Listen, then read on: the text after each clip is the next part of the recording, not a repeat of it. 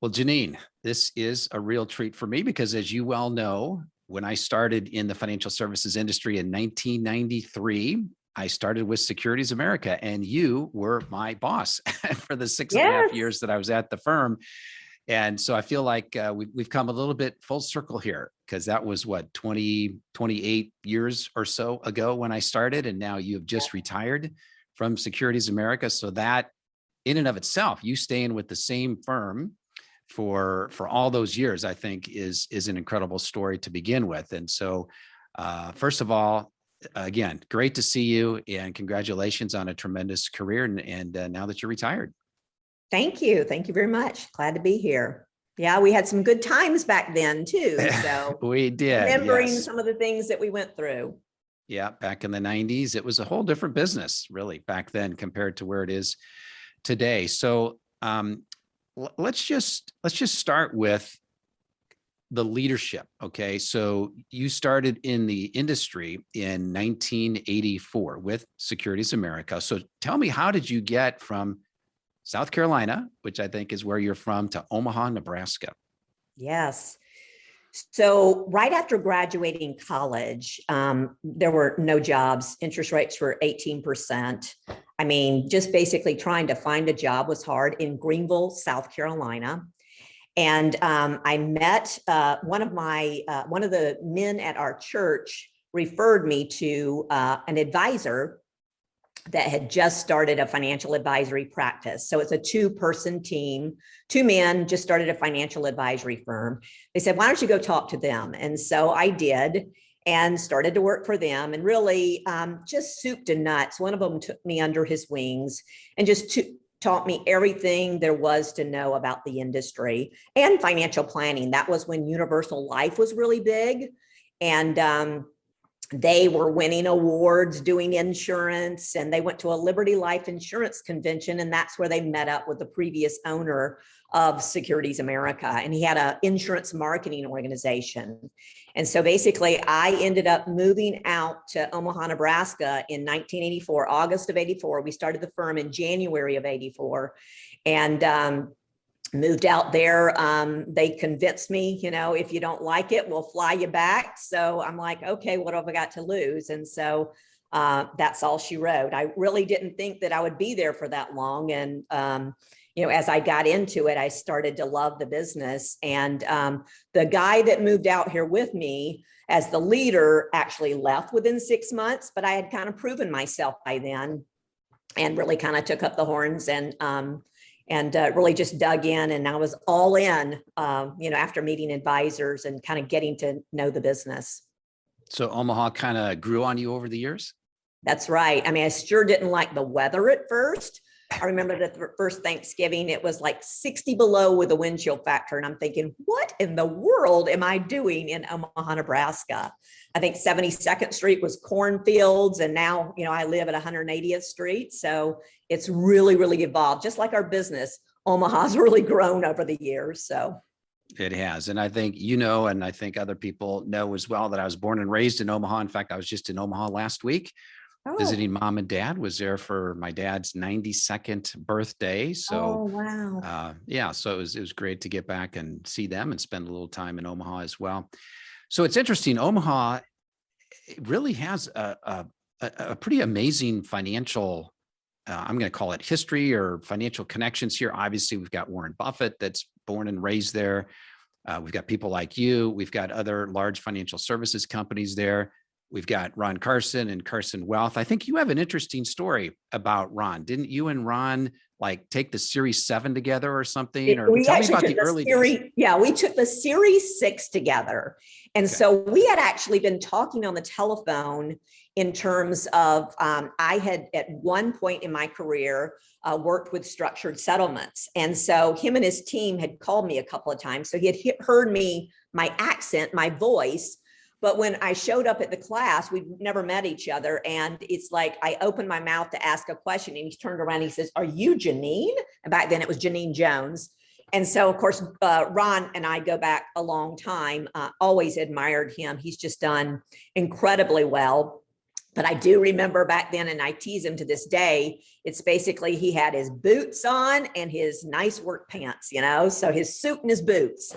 And he's just a great guy. But yeah, so that's how I met Ron, Series 6 class together. Yeah. Yeah. And I think I met Ron probably about maybe 10 years after you did, somewhere in the mid 1990s, and ended up living in the same neighborhood. And, that's a whole nother story of, the old Peak Advisor Alliance days and everything, but that's for another episode. This is about you. So let's talk about leadership. So again, you started in the industry in 1984, you're retiring here in 2021, and you were in a senior leadership role pretty much that whole time. So I want to talk about your development as a leader, how your leadership style may or may not have evolved over the years, and just some of your thoughts and insights and wisdom as it relates to being a leader. Yeah.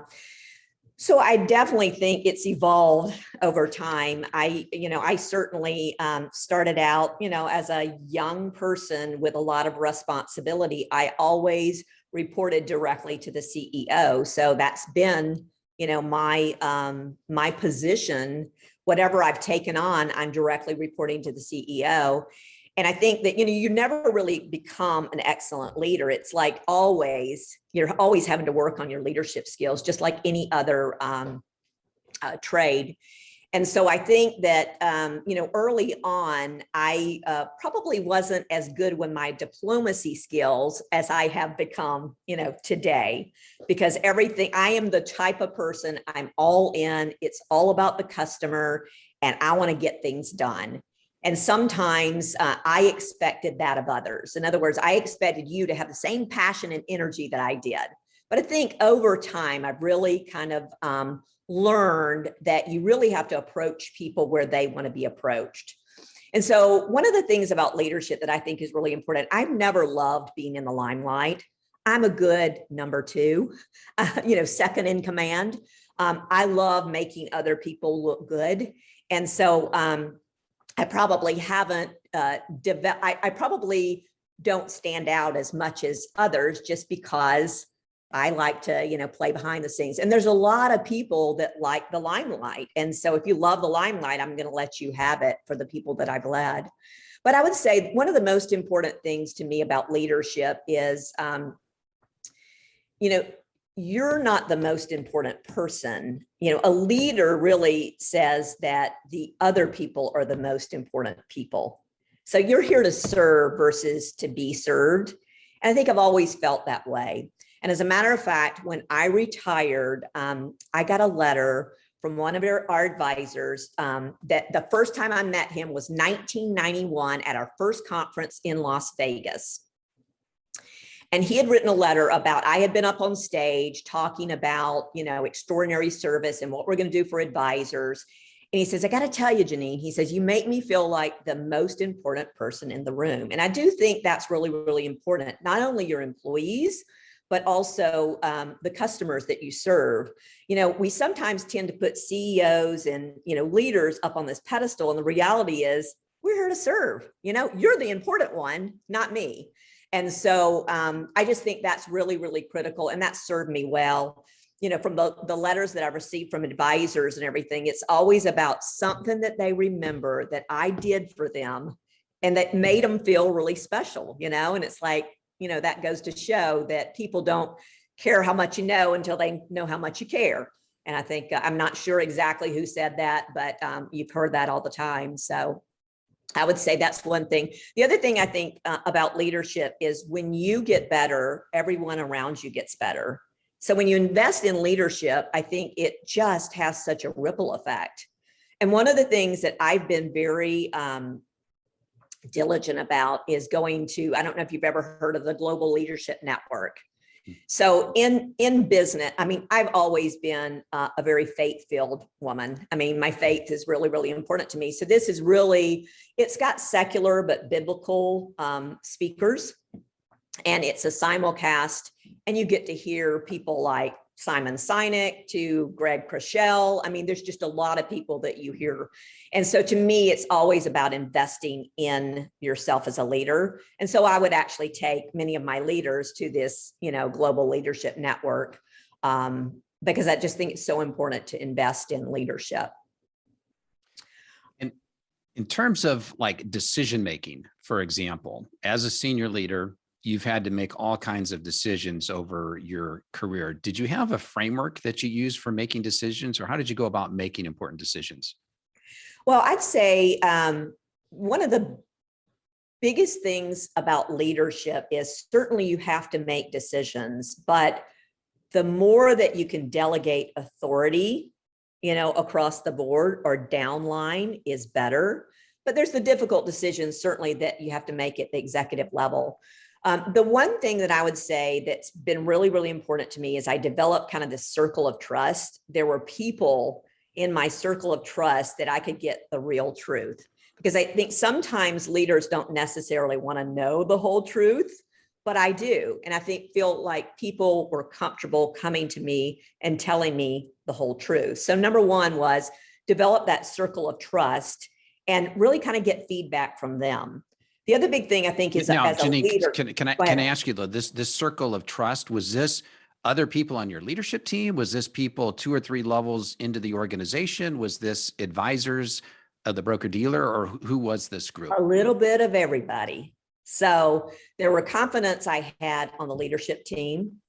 There were people within the organization. There were frontline people that I just knew were rock stars that really were in tune to what was going on. And then also customers, so our advisors.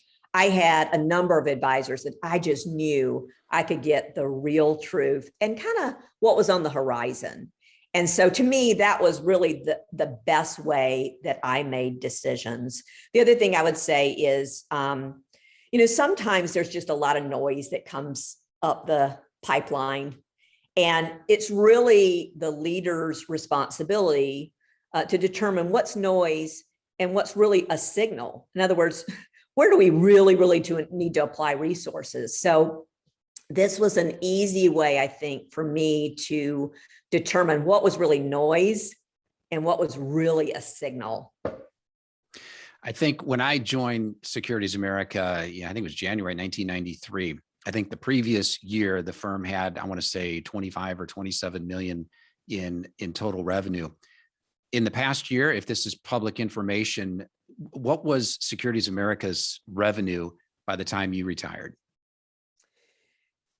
Well, we were $1 billion, company, just crossed over $1 billion in terms of revenue. Certainly that's just Securities America. That's not at the, enterprise level.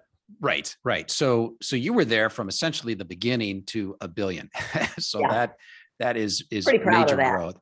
Yeah, exactly. I mean, and you should be. I'm curious about the management structure. So again, when I started, I think there was, I forgot what you called it. There was some kind of management committee that I think met once a week. So I'd love for you to describe the management structure at Securities America in terms of how frequently did you meet? Did you have like annual planning meetings and then quarterly review meetings? So that's one piece. And then a second piece is you, Jim Nagengas, Kirk Hewlett. I mean, it's amazing. You've had a small group of people who have stayed with the firm for decades. So I do want to explore, how did you have a senior leadership team that stayed together and stayed tight for so long? So first, let's just start with the management structure and review meetings. How did that work? Yeah.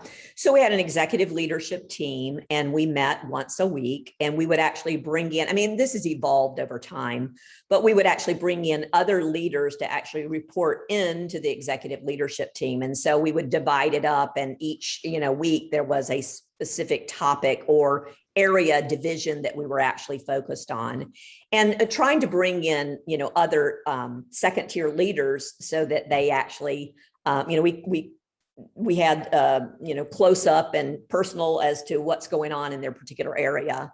So that was one of the things. And then also we have advisory councils of our advisors too. So we were meeting with them on a quarterly basis to hear what's going on from an advisor perspective.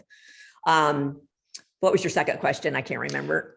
Well, Oh, how do we I'd stay also, so long together? Yeah. well, Yeah. well, but before we get to that, did you guys do like an annual planning strategy session? Because I know back in the day when I was there, we went on some retreats. We'd spend 1 or 2 days Yes. down in Nebraska City, and I'd love to hear how the planning structure worked at Securities America. Yeah.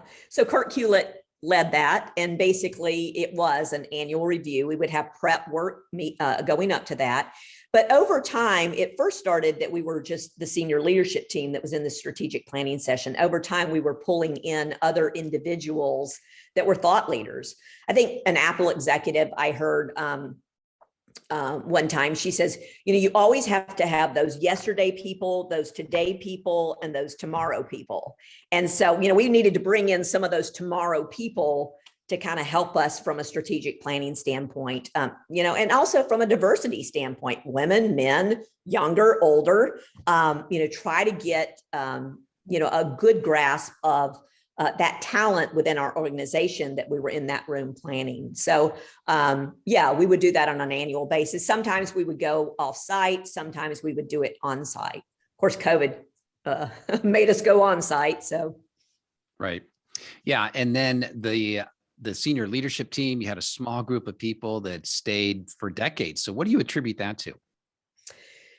Well, we were just comfortable with each other. I think we just trusted each other so much. I think we just had deep respect for each other. And we had gone through certainly good times and bad times. I call my bad times my oh shoot moments. But the reality is we had some of our finest hours when in fact there was adversity, and so I just think that we just fed off each other. We made each other better. And there was just a closeness in friendship as well as, I think, just professional. And I think everybody trusted each other. So it's kind of hard to put your hands around exactly what caused that, but it was just a melding of we just felt comfortable and we trusted each other. That's the most I can come up with. All right. You mentioned the word adversity, and I know Securities America over the years, like many other firms, many other broker dealers, has gone through a number of issues. You've been there through all of those. What did you learn through adversity? How did you deal with the adversity? How did you get through it? And how did you come out thriving on the other end of it? Well, I think teamwork is, the big answer to any time you're going through something. You need everybody on the bus, working in the right direction. And I'd say there was a lot of prayer. Certainly, God works in mysterious ways. And basically, we have a lot of people that, certainly believe in prayer. And I would say also just hitting it head on, over communication, certainly looking at the bright side of things, this too shall pass. So basically, I think leaders really have to be those rational optimists. So, you got to be authentic and you got to know what's going on. But at the same time, Jim Nagangas, one of the biggest optimists I know, he could always rally the troops in terms of, getting everybody on the same page and really doing the right things at the right time. So I'd say just a combination of things, leaders working together, certainly communicating on a regular basis, certainly involving our advisors and making sure that they're up to speed with what's going on. And then also just basically, staying in touch. I mean, it's just, it's exhausting when you're trying to communicate to, 3,000 advisors, but that's the only way I think that you get through something, whether it's, 2008 and the markets are tanking or whatever. There's just COVID. COVID is a perfect example of pulling together. I think we just did a stellar job of, pulling all of our resources together, working from home. Certainly there were some service, as you made that transition, certainly your service levels weren't at the level that you would want them to be in the very beginning, but we were quick to move and bring those up. So I think it was a lot of people working together to ensure that, our advisors were taken care of. And I think that's got to be the focal point too, is these advisors have clients that are depending on them, and our advisors are depending on us. And so we've got to get the job done. What would you say was the most challenging time during your career at Securities America?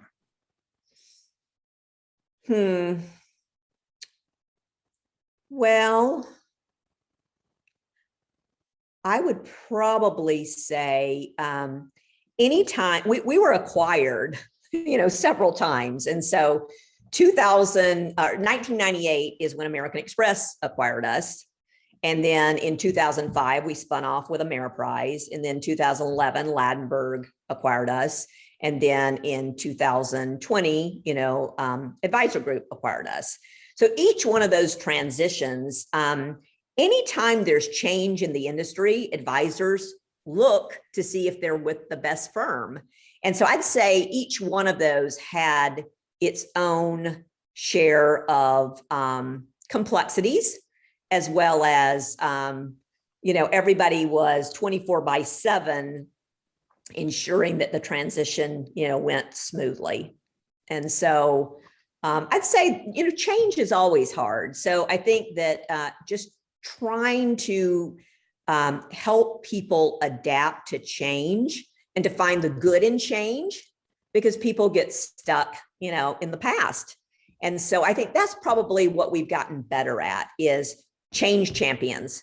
Because as you know, this business, oh my gosh, whether it's DOL or Reg BI, there's just a lot going on, a lot of change. It's always constant. And I think that's the times that you really need your leadership skills to pull people along, lead them in the direction that's going to be better and why we're doing this. So I'm always interested in talking about change management. And did you have a framework, or did you have any, I'm going to call it tricks, they're not tricks, but any secrets that guided you in terms of helping your internal stakeholders make change, whether it was an acquisition or other things, whether it was COVID or other things where people really had to deal with significant change? Because some people love change. Some people embrace that, but a lot of other people are like, hey, I just want to keep doing what I'm doing. I'm comfortable.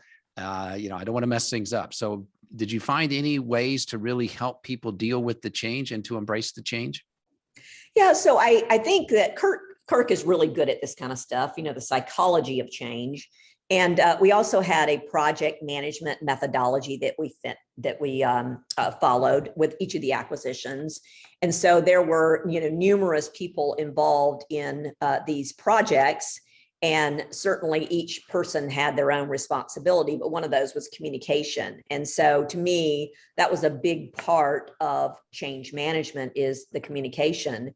And it's not like you can communicate at one time. It's got to be over and over and over again. And you also have to talk about, why we're changing and where we're going.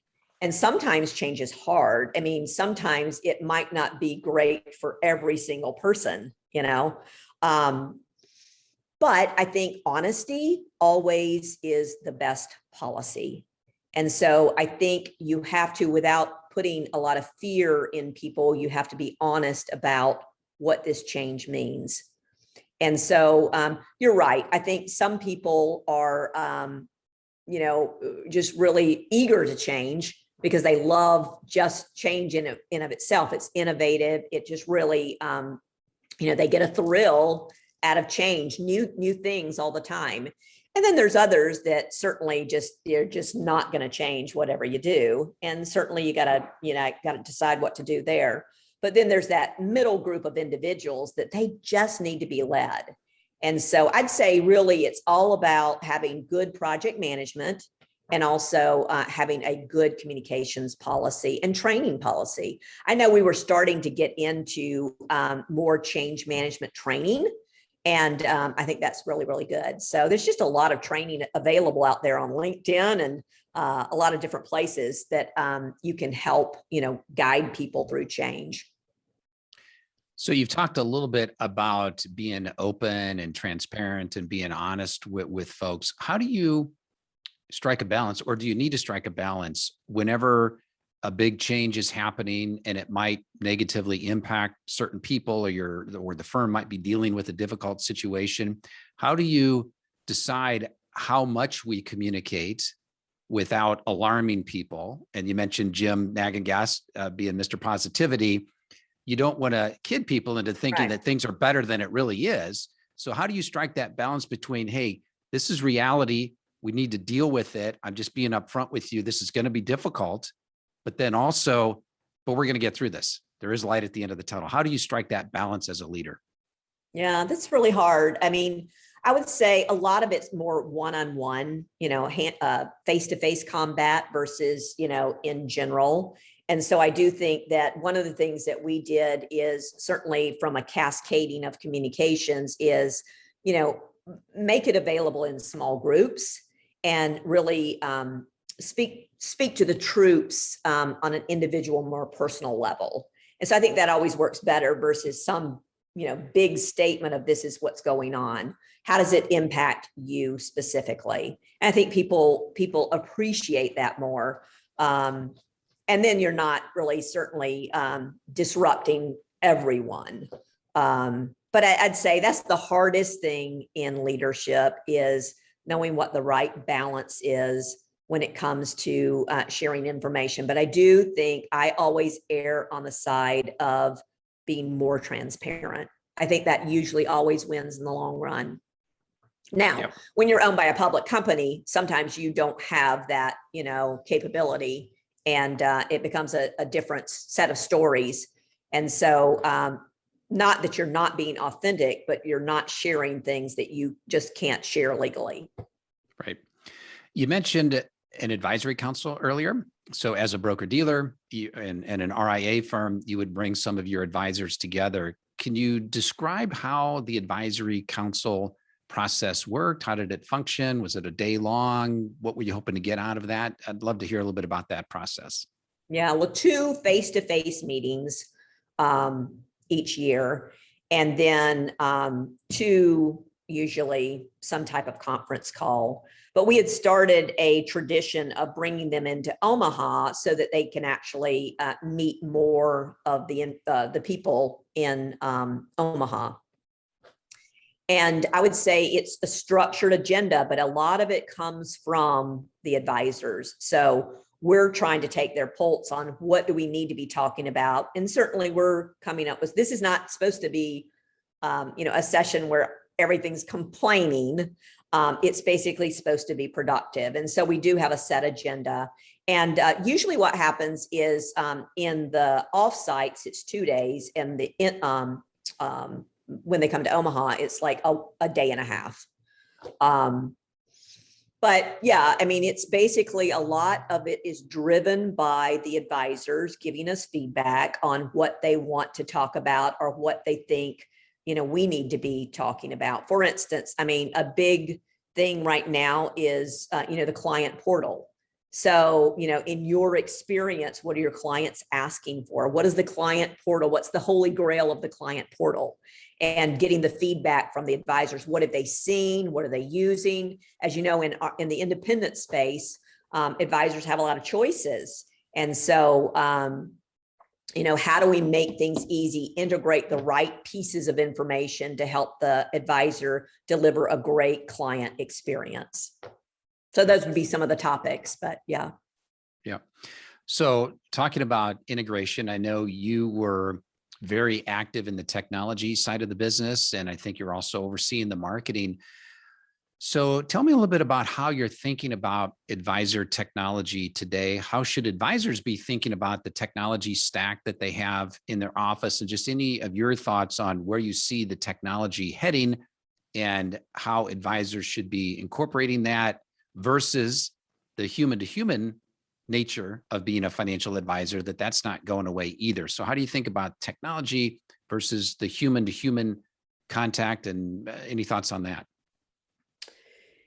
Yeah, I mean, I think everyone's, driving towards that holy grail of everything's integrated, everything's simplified, it's holistic. But I'm not sure I've seen that yet. And so I think we still have a lot of work to do to make that happen.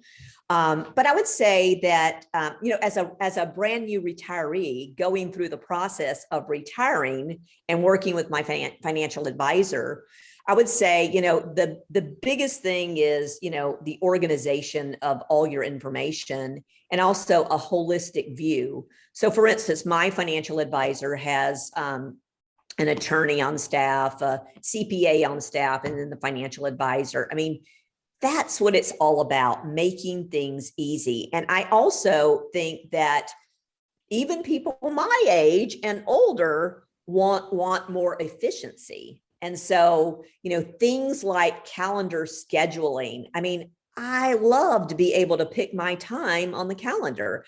I think a lot of advisors shy away from some of this because they say, my clients wouldn't use that. And I think the reality is people like efficiency. So how do you make the client more efficient and the advisor more efficient? As far as RIA versus FINRA, you think about right now, most advisors have their RIA license too. I don't want to necessarily have different rules that I go through when I do the RIA business versus, the securities business. And I know we have Reg BI and things like that, but how do I simplify all of that? When I was completing paperwork, I'm like, oh my goodness gracious, this is a killer when it comes to all the stuff you have to go through, all the disclosures. And so I just think we've got to simplify. I think the regulatory regime needs to come to the table in terms of making things easier. Also, electronic is where it's at. I mean, basically people need to get more comfortable using electronic, but I also think of cybersecurity too. So a lot of people fear putting all their stuff, on a computer, but there are things that you can do to make that safe. And so I just think that more and more advisors need to look at things holistically. And it's no longer just about people's money. It's about money. It's about meaning or purpose.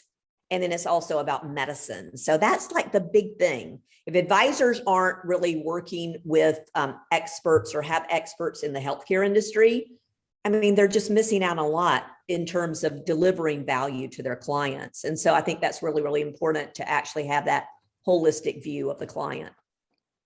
Yeah. So talking about this holistic view, I think you said money, meaning, purpose, and medicine.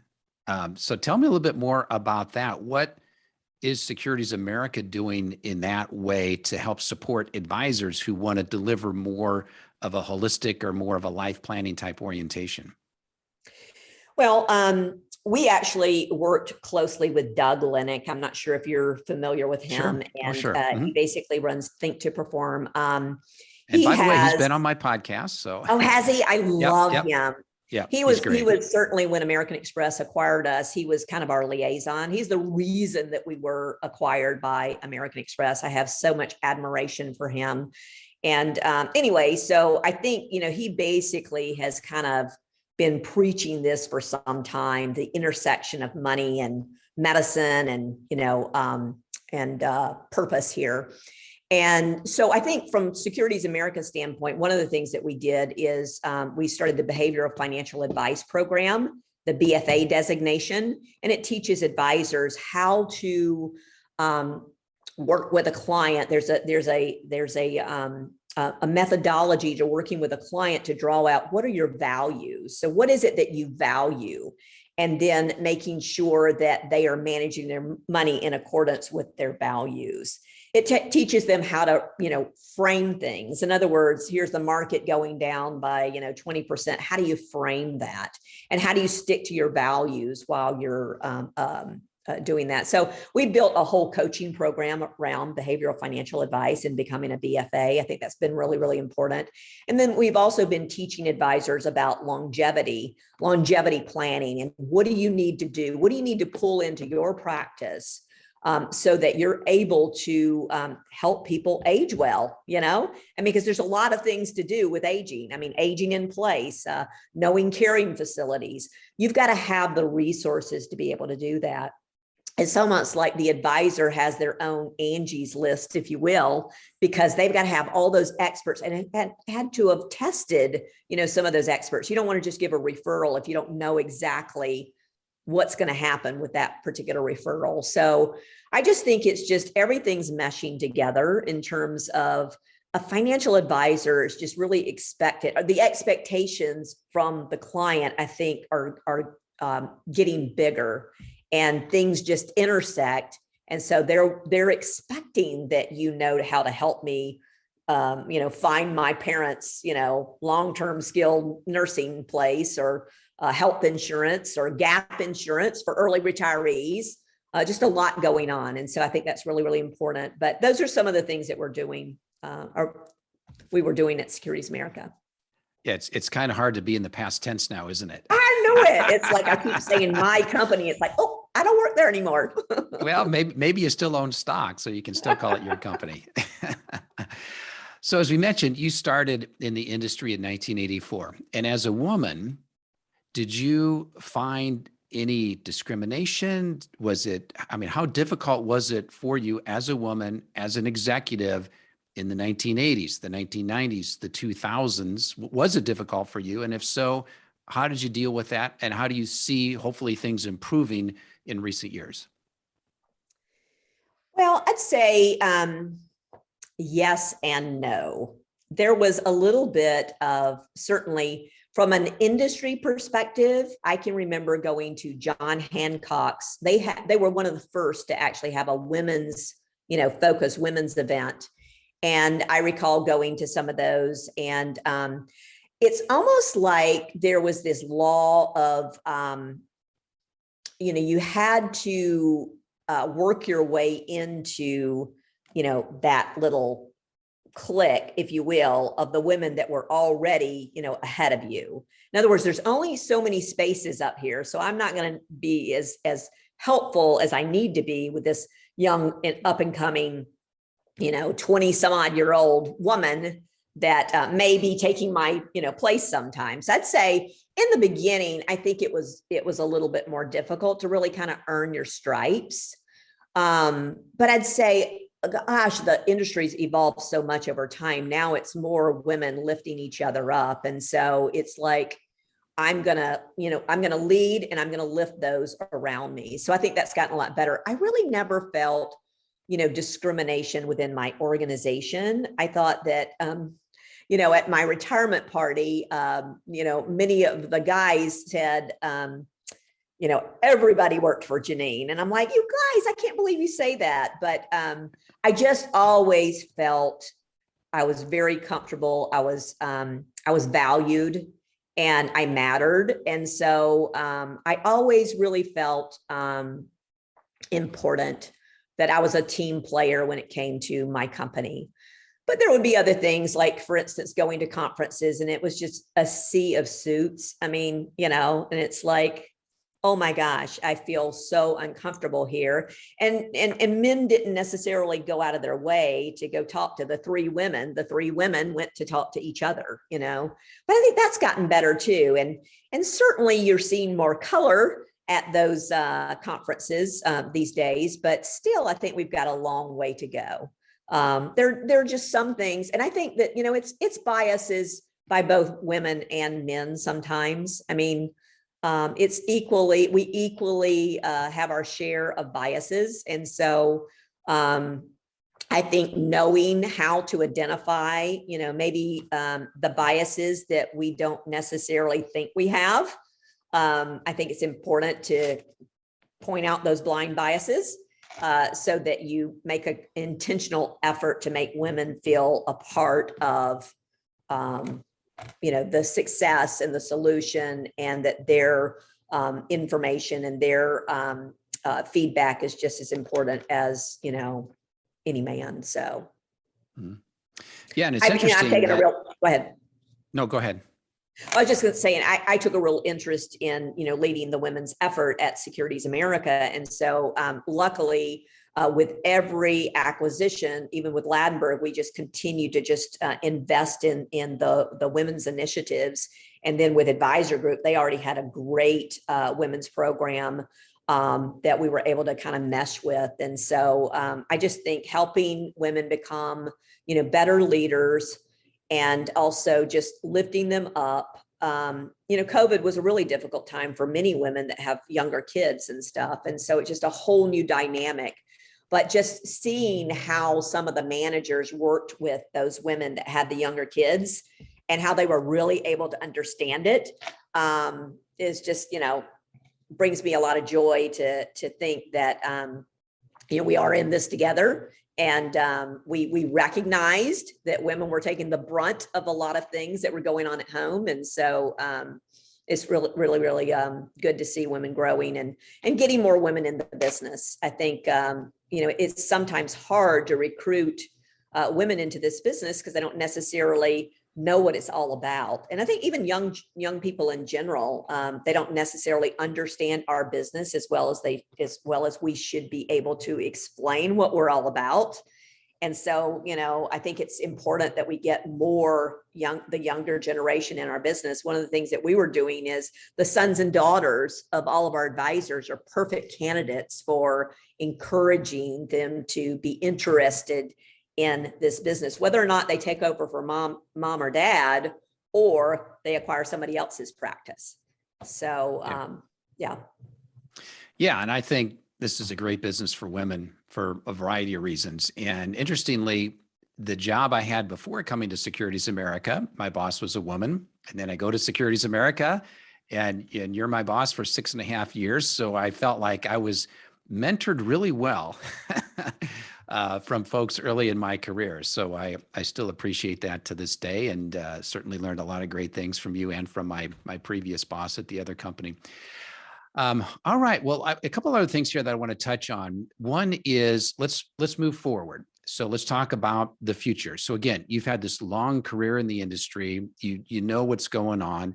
What do you see on the horizon, 3, 5, 10 years out, that you think financial advisors need to be thinking about, that they need to have on their radar, and that they need to be preparing themselves that if they want to continue to thrive and be successful in this business for years to come? What are some of the things that they need to be working on and thinking about right now?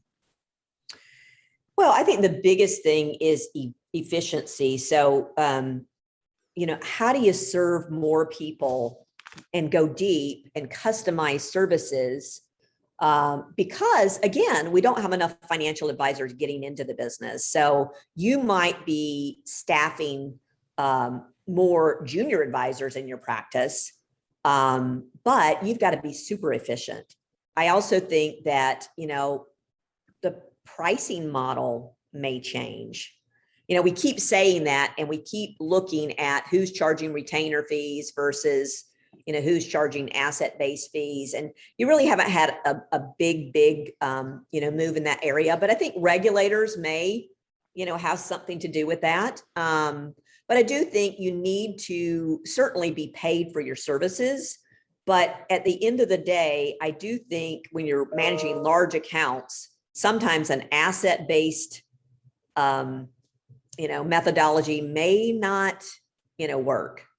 And so I think that, thinking about creative ways to charge for your services, thinking about ways to add value within your firm and acquire other practices and acquire assets, whether or not you do money management or you outsource that. I mean, to me, in our world, most advisors were actually insourcing money management instead of outsourcing it, which if you're going to insource, you got to have all the methodology and all the employees and staff to be able to do that well. And so thinking about, does that really make sense or does it not? it's hard to say 10 years from today. I mean, I definitely think that the Amazons, I mean, there will be more people that get into our business that have much more, capital to be able to utilize some of the technology that they've already built to make things more efficient. And I do think that, the world's going to operate in your, hand. Having everything at the touch of a button is really, really important. You can't certainly, I'll just tell you about something that I actually, I just joined a place called Exercise Coach. I don't know if you've heard about it, but it's a franchise, and it's been around for 15 years. I just heard about it. Guess how I heard about it? Facebook advertising. And of course, one of my friends was endorsing it on Facebook.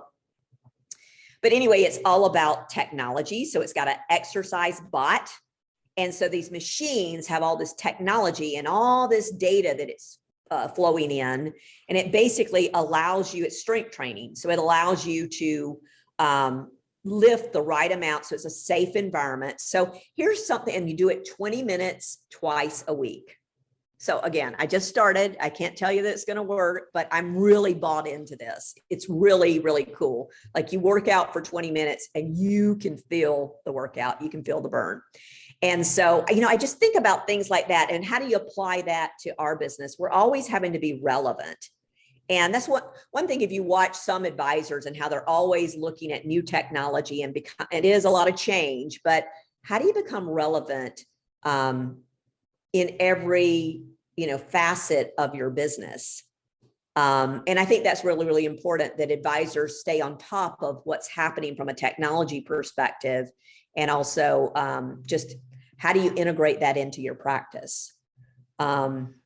So you mentioned this exercise coach thing, which I think is interesting. So that basically is putting personal trainers out of business. Do you think there's any analogy there with financial advisors? Because as you well know, when robo-advisors came on the scene, I think there were a lot of people thinking, oh, because of technology, maybe this is going to be the end of financial advisors as we know it. But it's been just the opposite. It's like there's been an explosion in the need for financial advisors. So do you see that kind of technology on the exercise side? Is that going to ultimately expand the need for personal trainers, or is it just not comparable to compare that kind of technology with the technology in the financial services industry and the impact that has on the growth? Because you also hear a lot of people talk about how technology has taken away all these jobs. But the reality is, the more technology we have, it seems like the more we have a need for human people to do jobs. So Right. It seems to have the opposite effect. I don't know if you have any thoughts on that, or.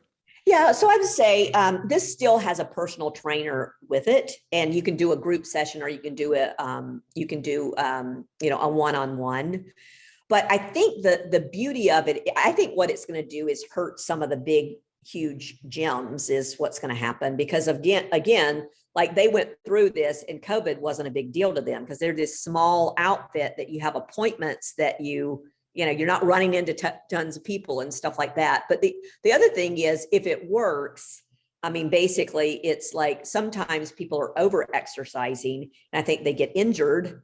And I think this is a less intrusive way and a safer way to actually do strength training. And so, yeah, I mean, I'm not sure what it means in terms, I think it's more about big might go away versus, small and customized. Kind of hard to say right now.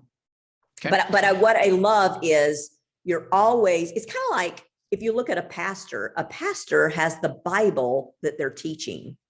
There's not a lot of new things that happen in the Bible, but they got to come up with a sermon every single Sunday to talk about something in the Bible, and they got to apply relevance to it. And so it's no different than that. I think it's basically, how do advisors be relevant all the time? And I think that, one of the things that I think that our industry could do a better job at is, there's so many complex products. And I think a lot of times an advisor doesn't necessarily understand all the unintended consequences of that product, 10 years down the way. And so I think we need to get better at educating people on complex products or making them simpler, so. Yeah. So let's switch gears here and let's talk about retirement. So I think it's only been maybe 30 days or so. So it's still early in the game, but you have had a front row seat in terms of thinking about retirement, because obviously that's what a lot of financial advisors do, is they help their clients ease into and have a successful retirement. So tell me, how did you personally prepare for your retirement, and how has it been going here in the early days? So personally, certainly having a financial advisor is important, but also just, I think really making sure that you have purpose outside of work is really, really important. And I am lucky to have, have some passions that are important to me. And one is certainly my church, and I'm involved in a charity called Fresh Start. So that's been kind of a passion. Now I'm just devoting more time there. My husband's been very involved in that. So I think really, my identity was really, I am Securities America. And so all of our advisors really gave me some good advice along the way. And then listening to some of the things that we teach in the behavioral financial advice course and stuff like that. I mean, I'm basically immersing myself in this stuff. So I felt like I had the advice and wisdom of several thousand advisors, that I could draw from. So I think I did it right in terms of, thinking through what I wanted to do. But I guess what I didn't really understand, and a lot of advisors told me, well, you're just such an all-in person, type A personality. How in the world are you ever going to leave Securities America? And a lot of them were, betting me to stay. But I think when I left, I worried about that. Like, am I going to be bored? What am I going to feel like? And I would say the season had to be just right, because it's just this sense of freedom. And I consider it just such a blessing to be able to be retired and to invest your time in some other things. I have always been an all-in person. It's been self-imposed 24/7. I'm always, ready to help someone from a business perspective. And to think that I can do that with friends, family, other people that need me. I mean, that's what I want to do. And so far, again, just such a short time. So maybe I'll feel different, in 3 months, 4 months, or whatever, 6 months. But for the most part, I'm just elated. I had a brand new grandbaby. She came a few weeks early, about a week early. And oh my gosh, the preciousness of a grandchild. Everybody's always told me it's like, it is this feeling that you just can't even imagine. And it is a brand new little girl. She's adorable. Her name is Josephine.